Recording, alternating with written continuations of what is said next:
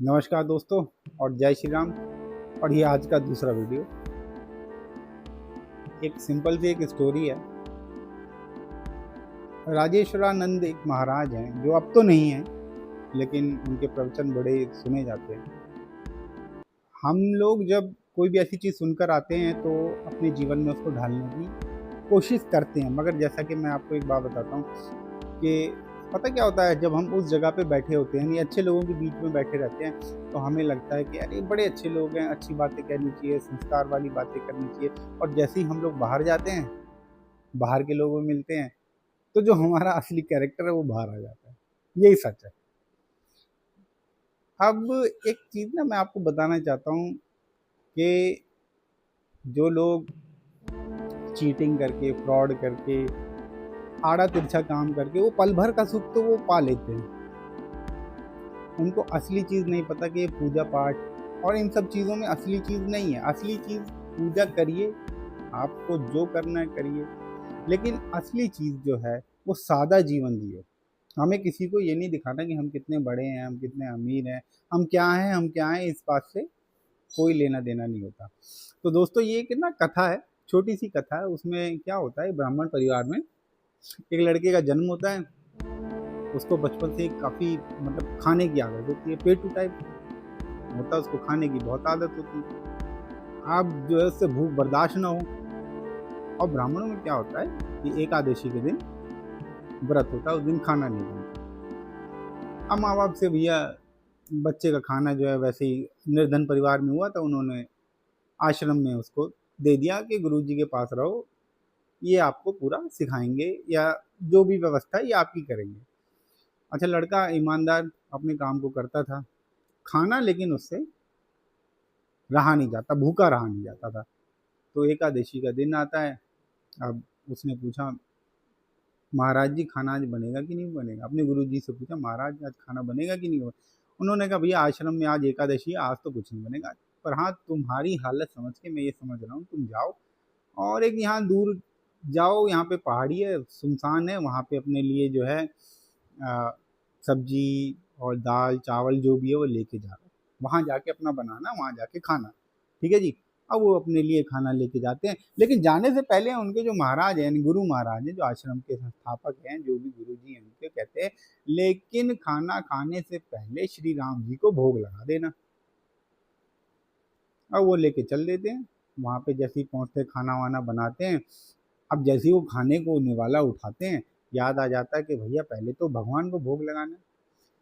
अब वो भगवान को बुलाने लगते हैं, बुलाने लगते हैं, बुलाने लगते हैं। अचानक भगवान श्री राम जी, माता सीता जी दोनों आ जाते हैं, दर्शन दे देते हैं। अब उनको विश्वास नहीं होता, वो बोलते हैं कि यार खाना तो एक का था, आ दोनों गए। अच्छा, देखने पे भी बड़े अच्छे लग रहे हो आप लोग, बहुत ही अच्छा लगा आपसे मिलकर। अब एक आदमी का खाना 3 में बँट जाता है। अब जो है कि खाना खा के आते हैं, और ये जो है क्रम बार-बार चलता रहता। हमेशा एकादशी आती, वो जाते, और जाने से पहले, लेकिन हाँ, एक बात बताता हूँ, वो जब भी जैसे अब अगली बार एकादशी आई, तो अब उनको पता है कि 3 आदमी आते हैं, 3 लोग हैं, जैसे कि माता सीता भी आ गई थी, राम जी भी आ गए थे और वो खुद, तो 3 आदमी का खाना लेके जाते हैं। लेकिन इस बार क्या हुआ, भरत लक्ष्मण भी आ गए। लो जी, अब फिर खाना कम पड़ गया। अब जब अगली बार एकादशी आती है तो फिर आदमी का खाना मतलब 5 लोगों का खाना, लेकिन इस बार क्या होगा, हनुमान जी भी आ गए, खाना फिर कम पड़ गया।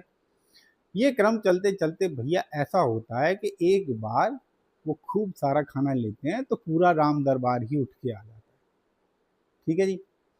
अब पूरा राम दरबार आ जाता है तो उनको समझ ही नहीं आ रहा होता क्या करें, क्योंकि खाना तो वो इतने लोगों का लेकर आए नहीं थे।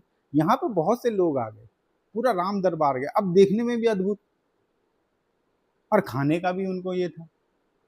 खैर जैसे तैसे खाना हो जाता है, वो आते हैं, और आके फिर से एकादशी लगती है। अब एकादशी लगती है तो गुरु जी के पास जाते हैं, कहते हैं महाराज अब एकादशी है, यहाँ तो बनेगा नहीं, मुझे लेके जाना पड़ेगा खाना।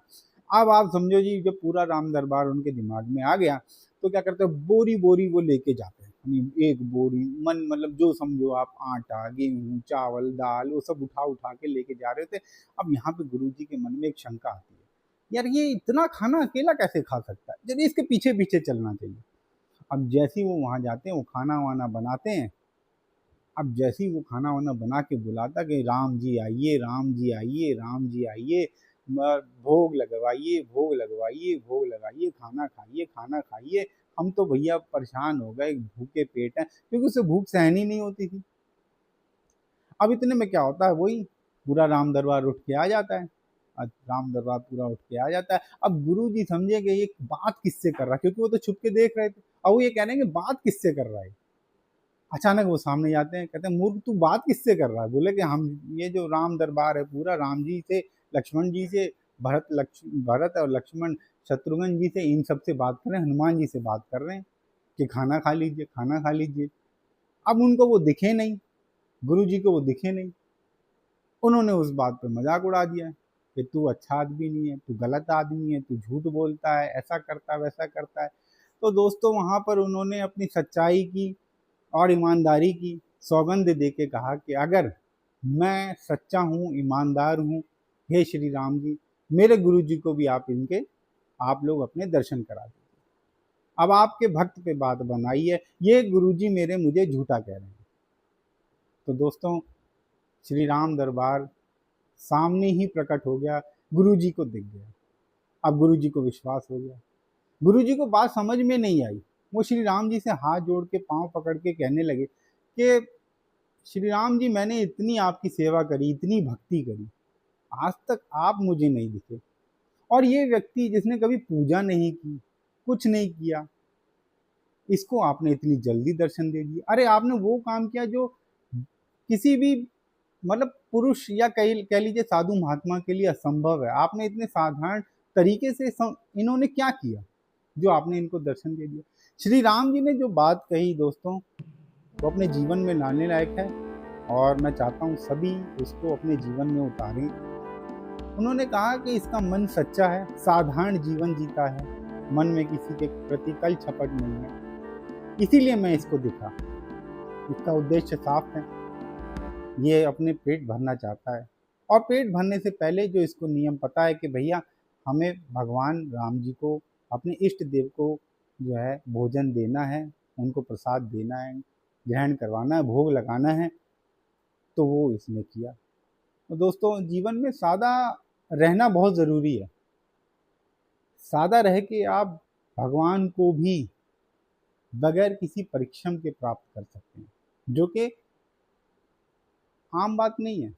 और सादा रहना अपने आप में ही आम बात नहीं है।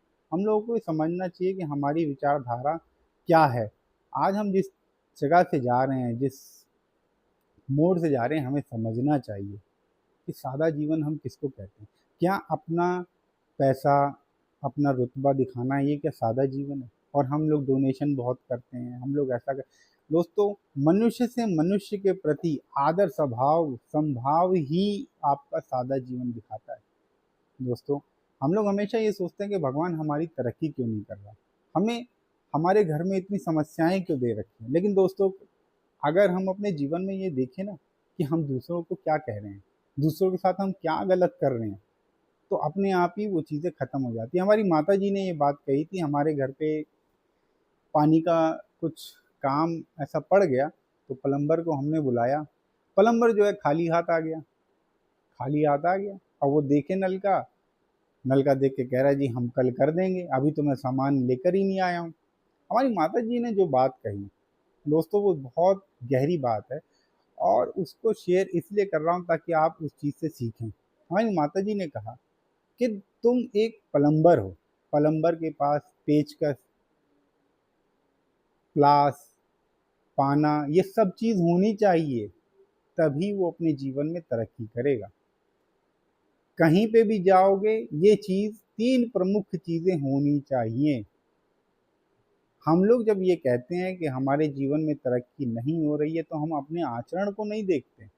दोस्तों देर हो सकती है, लेकिन आप अपने जीवन में अवश्य तरक्की करोगे अगर ये साधारण साधारण छोटी छोटी बातें आप ध्यान रखो। कभी किसी का मन ना दिखाओ, झूठ मत बोलो। सबसे बड़ी चीज़ है दोस्तों, बड़ी मुश्किल चीज़ है लेकिन बहुत अच्छी चीज़ है, झूठ कभी नहीं बोलो।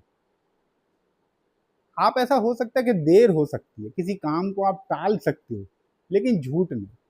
जो आपके मन में है आप वो सामने वाले को भी बोल दो, हो पाएगा ठीक है, नहीं हो पाएगा तो ठीक है। जिसको जो समझना वो समझ सकता है, लेकिन झूठ का सहारा कभी ना लें। साधारण जीवन जिए, अच्छा जीवन जिए और तरक्की करें, अपने जीवन में आगे बढ़ें। धन्यवाद।